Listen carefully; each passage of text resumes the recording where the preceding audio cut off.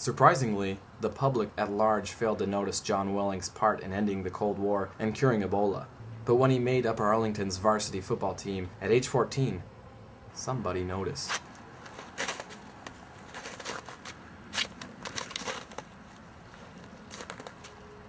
Four, 8, 15, 16, 23, 42.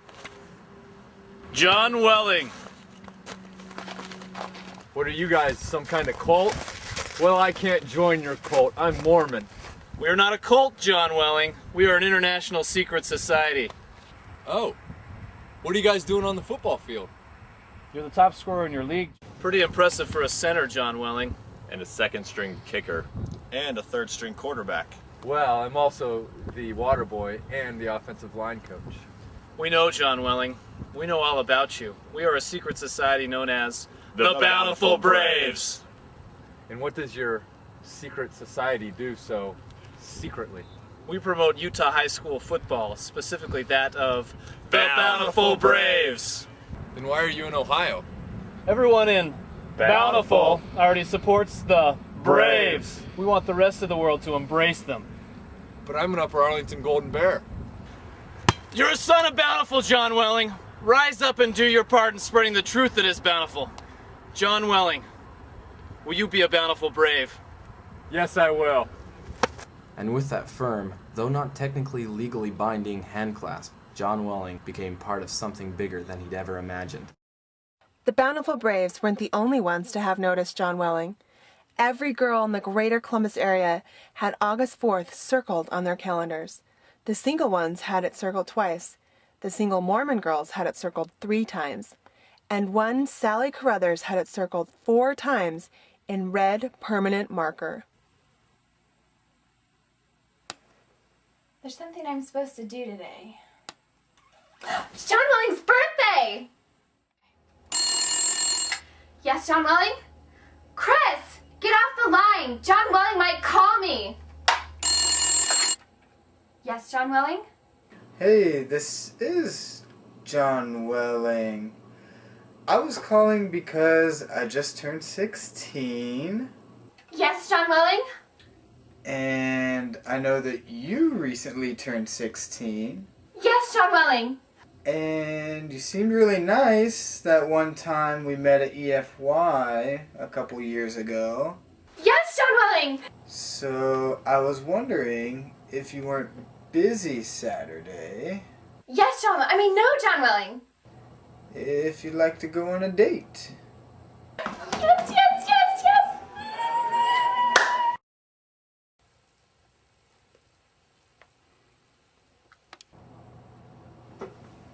Sally? Sally? Upon discovering the spontaneous combustion of Sally Carruthers, John Welling swore that he'd never ask a girl out again. I'll never ask a girl out again.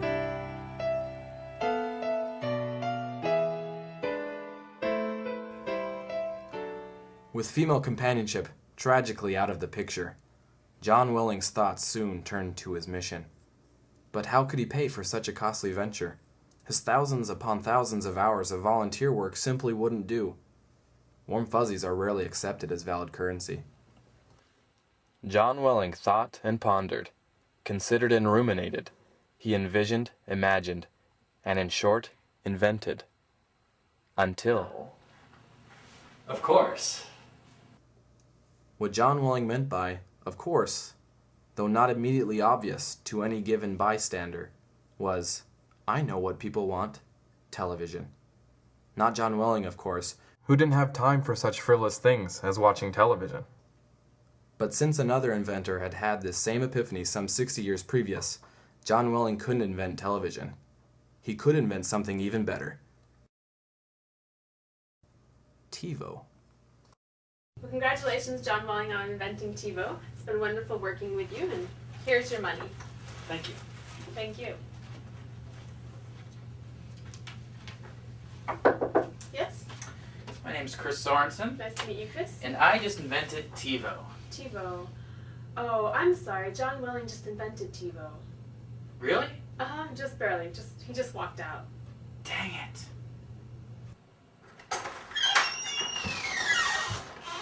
Stupid patent office. Stupid John Welling. Oh, my mission call. Great. Johannesburg, South Africa. I mean, awesome. Yeah. Chris Sorensen? Yeah.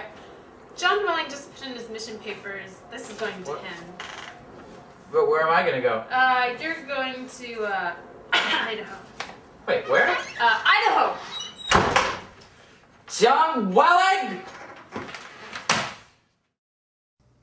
Johannesburg means Johnstown, so it's no surprise that John Welling found himself at home there.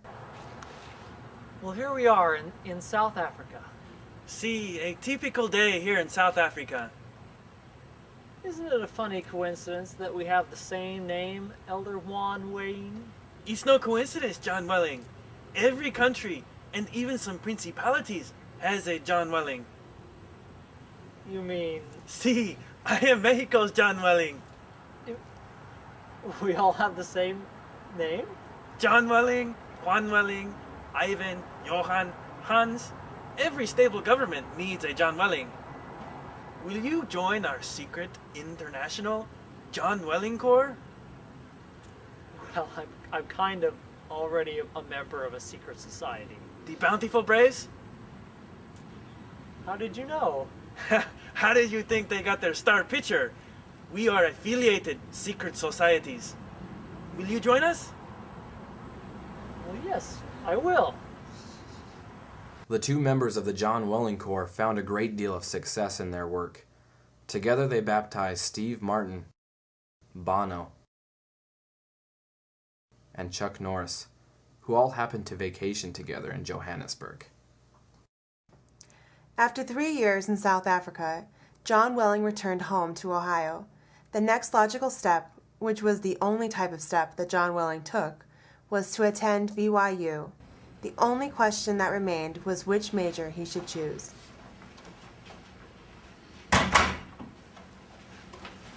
Ladies, I'm happy to meet with you to choose the major that will help me do the greatest good for this universe.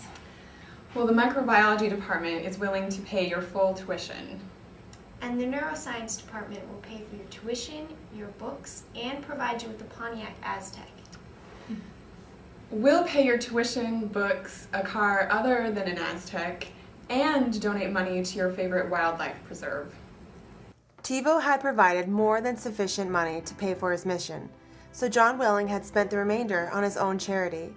It was a costly venture, but at the John Welling Wildlife Preserve, puppies and dolphins could finally live together in peace. And this provided hope for the rest of the world.